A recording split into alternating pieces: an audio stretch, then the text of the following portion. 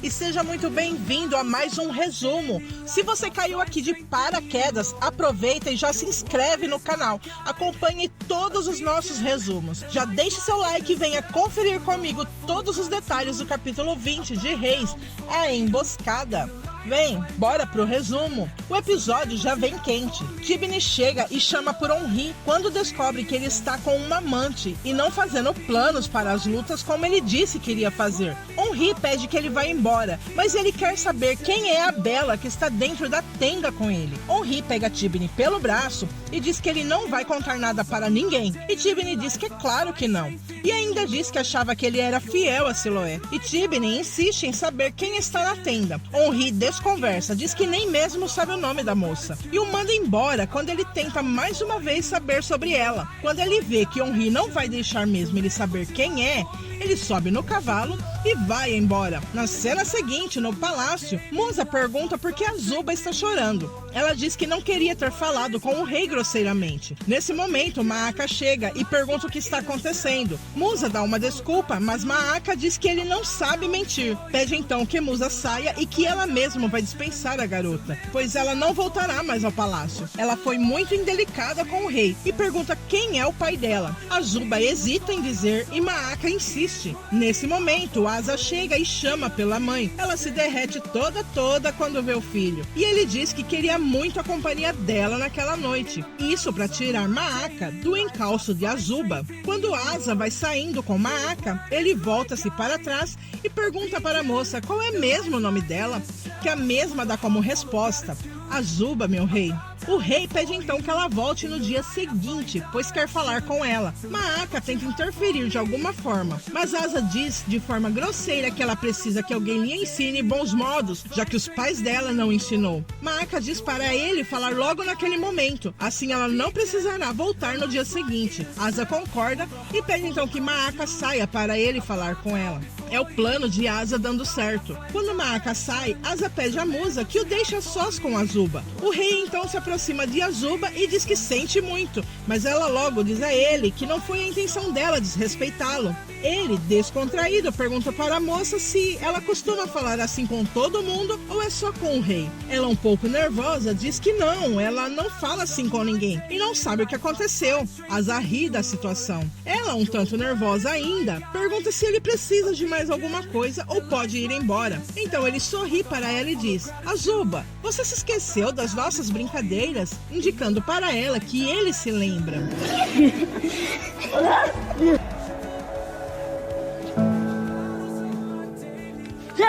Ainda pergunta: você é Azubah, não é? Filha do meu tio Sili e neta da minha avó Tafati. Azubah emociona-se e pergunta a ele se ele se lembra dela. É claro que eu me lembro, responde o rei.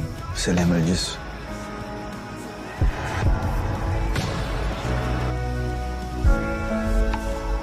Azubah. Eles estão emocionados e ele diz para ela que precisa que ela seja discreta, que Maaka não pode saber quem é ela, pois se ela descobrir, Maaka vai querer afastá-la dele e vai atrás da família dela. Ela não quer isso, nem eu, responde o rei, principalmente a primeira parte.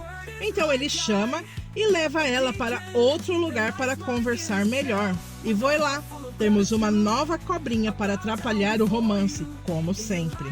Na cena seguinte, Efá preocupa-se, pois agora que Tibni sabe que Henri tem uma amante, vai querer saber quem é. Ainda diz para Henri que está cansada de tudo isso. Quando ele pergunta de tudo isso, ela diz que é da situação, não dele. Está cansada de ter que se esconder o que sente por ele. Henri diz que não tem o que fazer ou mudar. Ela é de Tibni e ele é de Siloé. E quando ele ameaça ficar sem vê-la novamente por mais uns anos, ela se desespera e diz que não, e aceita continuar como estão. De volta ao palácio, Asa e Azubah conversam descontraídos quando ela brinca e faz cócegas nele. Ela de repente para e fica sem jeito. Ele pergunta o que foi, porque ela parou se ela sempre fez isso. Ela diz que agora ele é o rei.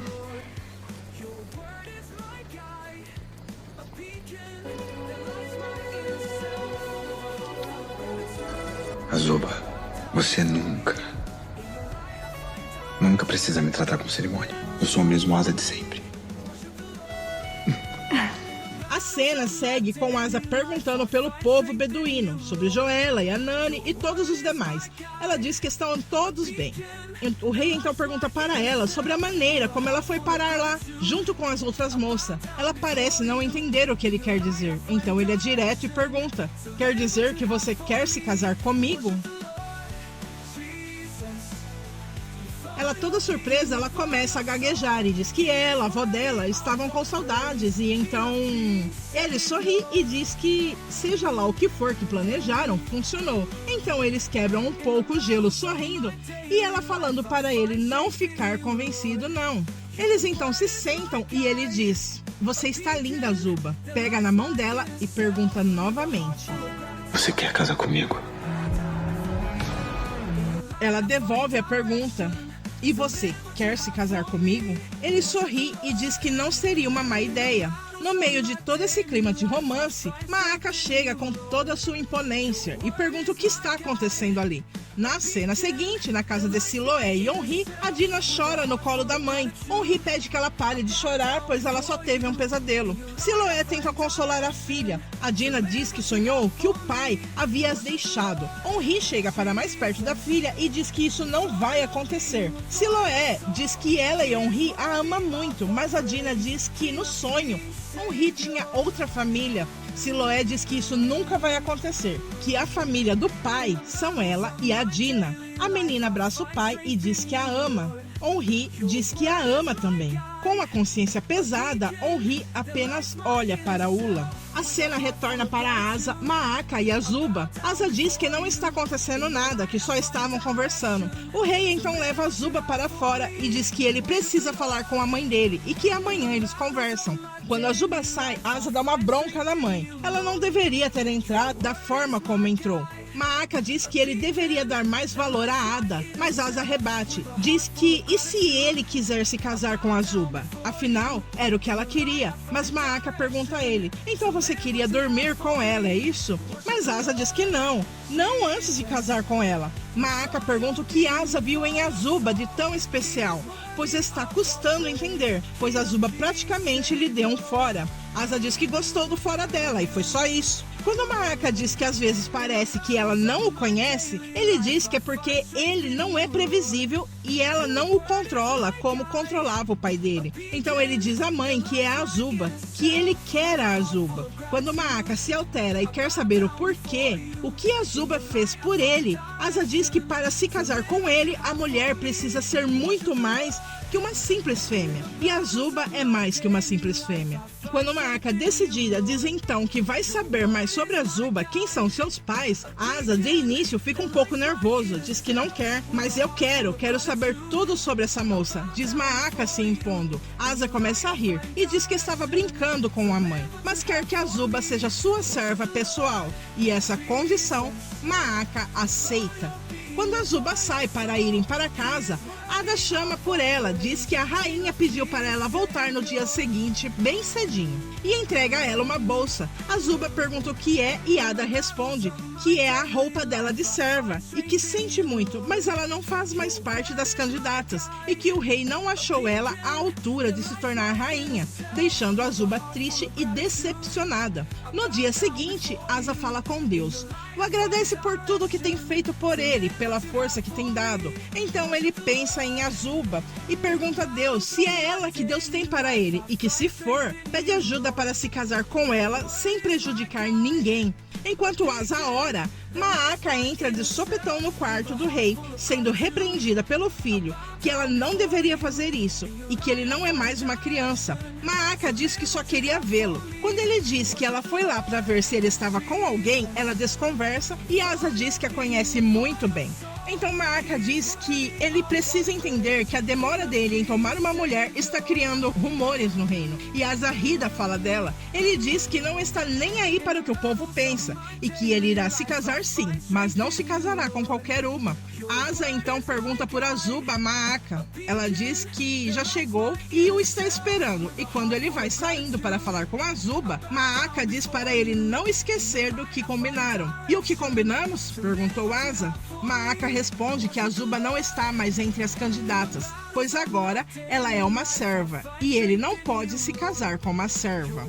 Na cena seguinte, Baasa fala com Onri, Tibni e seu filho. Ele quer enviar pessoas para a região de Ramá. Onri se oferece, mas Tibni diz ser uma zona perigosa e se oferece para ir lá, pois já esteve por lá. Baasa então manda Onri para Tisbe encontrar os homens para o seu exército. De volta ao palácio, Asa desce e Maaka pede a Azuba que suba, pois o rei saiu de seus aposentos, então pede que ela vá. Pede também a musa que mostre também as instruções de como lavar as roupas do rei. Azuba, triste, segue para os seus afazeres. Maaka diz que se ela quiser servir o rei, para mudar a cara dela de infelicidade. Azuba apenas segue. O episódio termina com Siloé arrumando a filha. Batem na porta e ela vai atender. Quando ela abre a porta, ela diz: "Você, eu vim me despedir de Zinri." Ela diz que sentirá falta dele. E ele então lhe dá um abraço. E esse resumo termina aqui. Siloé e Zinri tem algo aí no ar.